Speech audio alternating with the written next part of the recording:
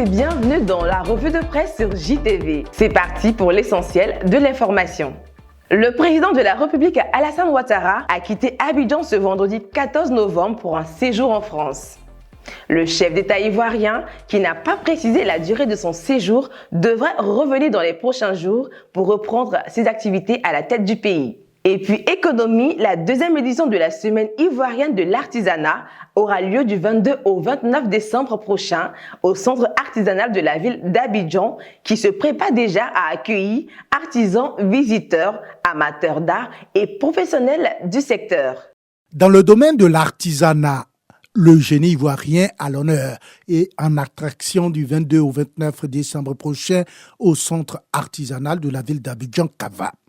Ce serait dans le cadre de la deuxième édition de la Semaine ivoirienne de l'artisanat, un événement organisé par la Société de coopérative du centre artisanal de la ville d'Abidjan, Soko-Cava. Cet espace va permettre de promouvoir ce secteur-là qui, nous le savons, contribue au développement de notre culture et aussi booste le tourisme, c'est-à-dire la destination Côte d'Ivoire.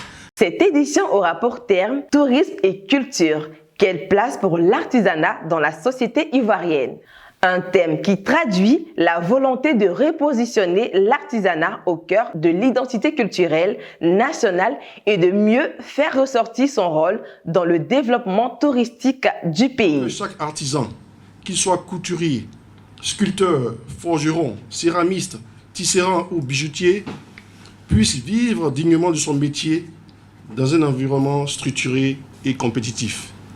La semaine ivoirienne de l'artisanat 2025 aura lieu du 22 au 29 décembre prochain sur le thème tourisme et culture.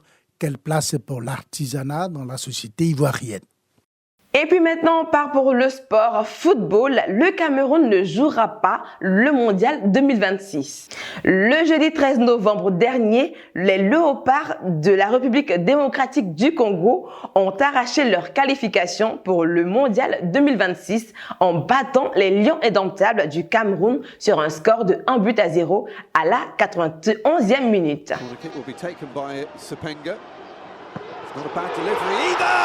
And it's in! And it's the captain, Chancellor Mbemba, who might just have won this for the Democratic Republic of Congo. Looking to make it back to the World Cup for the first time since their debut, 50-odd years ago. Of time added on now, and still, and that's it! And in an era where Africa could send 10 teams to the World Cup, it is incredible to think that Cameroon will not be one of them.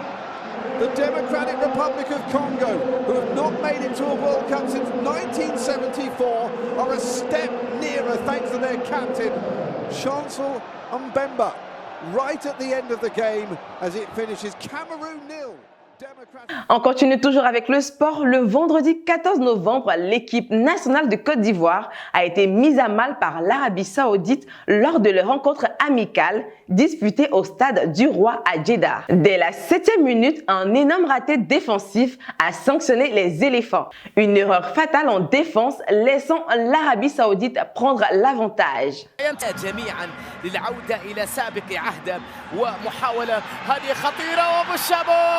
هدف أول لمنتخبنا. جميل اللقطة، جميلة من جانب صالح أبو الشمات. لسه أتكلم على استعادة ذكرياته، على استعادة أمجاده، على استعادة أيامه الجميلة الأخضر. يحصل صالح على الكرة ويحصل على الفرصة ويحصل على الإشادة ويحصل على الهدف الأول لمصلحة منتخبنا. خطأ قاتل من جانب الدفاع الإيفواري مرة أخرى.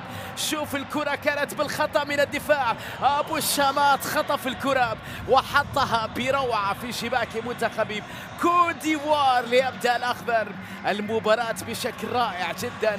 للمرة الثانية هفوة قاتلة في صفوف الدفاع الإيفواري. يخطف الكرة كأنه في مرة أولى لم ينجح، لكن في هذه اللقطة أبو الشمات يواصل تألقه مع الأخضر، يواصل Eh bien, c'est tout pour l'essentiel de l'information. Et étant donné qu'hier, 15 novembre, était la journée nationale de la paix, je vous souhaite de demeurer dans la paix tout en prenant soin des uns et des autres. D'ici là, restez connectés sur JTV, la télé autrement, et notre site internet jtv-ci.com.